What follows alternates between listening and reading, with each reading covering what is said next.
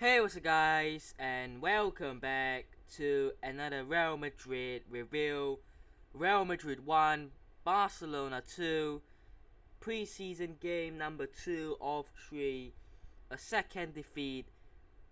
Is that still, you know, a, just a not so big matter? Is that something that we should be getting concerned about? Personally, look, the result does not matter because going into the season, what matters is how you play. And there will definitely be games where you manage to scrape wins, as we have seen before. But what you have to take away from this is the playing style, the way that the team plays, and can you be able to replicate that into the season? Because if you can, then you are definitely gonna be winning games, definitely. But today was a very weird one because Barcelona played really well. They did. And it is against a team that had basically a full team of young academy players.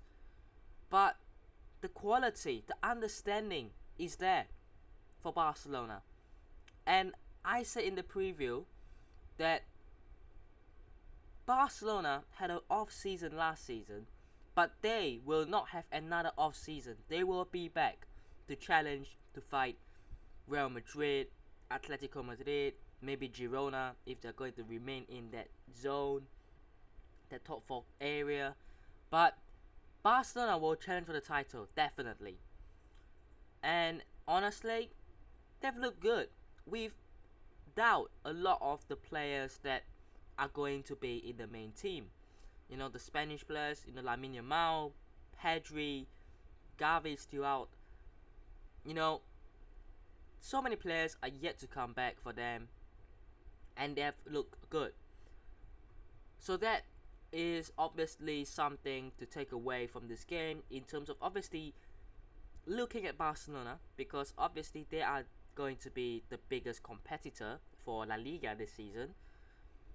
But for Real Madrid, what is the takeaway point here? In terms of, the takeaway points, I thought Real Madrid had a big improvement in this game compared to the AC Milan game. That game just looked really weird, and it seems the players were out of shape and were still a bit jet lagged. Obviously with all the competitions that we've had across the last 2 months. But it seems like the player were sort of back, but again, the same mistakes were seen. The first goal for Barcelona, right? It came down the left hand side, their right hand side. A good cross was put in, and why is no one stopping that cross from going in? And that side of the pitch belongs to Fran Garcia. And I don't want to be doing this, but we have identified this problem a long time ago. We've known this, but the left back spot, when Fran Garcia plays, that side of the pitch is always weak defensively, and teams can get at us there. They really can. So I think for Fran Garcia, he has to improve his game defensively. I think that, look, going forward, he was once again a threat. He was getting forward, he was getting the chances, he was creating chances by getting forward, but he was really poor and suspect defensively from his point of view, from his game. It was really poor. The first goal, a cross goes into the box for Lewandowski. He pokes it to Paul Victor and a tap in. Second goal, once again, same thing.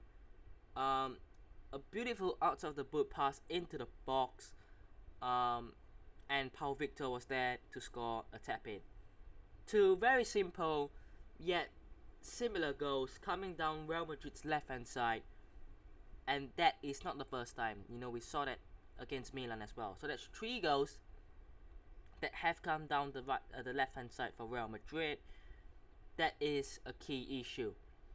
But scoring goals, again, not clinical. Certainly, Andrić yet again had a couple of opportunities as he did against AC Milan. But look, he's an 18-year-old who's just joining. He has not been able to expose himself into such environments before. So, as I said, he needs at least a season. So I'm not going to put a lot of expectations on him, because the players up front who should be expected to do well are not back yet. Vinicius Jr. just came back, Rodrigo didn't even come on, and Mbappe isn't here yet. He'll be back in a few days, so there's that. But Arda Güler, it's good to see him play as well. Again, similar to Andrić, but this season we have to see more of Arda Güler. We have to see more of him, doing well, shining. But let's see, it's early days. And Brahim Diaz was a bit quiet today, but certainly not a lot to talk about really, because it just was more of a one-sided game really. After Barcelona did really well. Oh, and that goal, great header from Nico Paz, who came on. Again, Mario Martin started, and yeah, what a bullet header from Nico Paz. But overall, it was just a really, disappointing game. That is the best way to put it, because El Clasico, you don't want to lose it. And I know last season we lost El Clasico in pre-season, and afterwards we went on to win every El Clasico during the season. But look, 2 losses from 2 games where it's been a bit disappointing, it's been a bit rough, and it's looked a bit weird in terms of the game. Not just the result, but the game, the way the teams has played, right? Is there a point where it gets worrying? No. I think that Chelsea game, that's going to be the last game, will be the game where you could see the team finally get back to cooking. Vinicius Jr. will probably start.